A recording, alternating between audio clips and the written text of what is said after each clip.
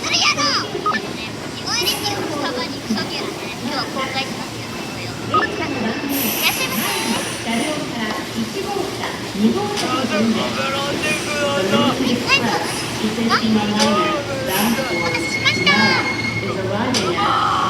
普段はYouTube の時もね、リンク貼ってください。みんなもね、本当にね、ピーマル様教えるとき、おすすめするときにね、ピーマル様っていいよって言ってさ、どんな人なのって言って、こういう人だよって見せたときにさ、俺じゃあピーマル様って言ってたらさ、こんな人教えんのって言われて、嫌やろ。ピーマル様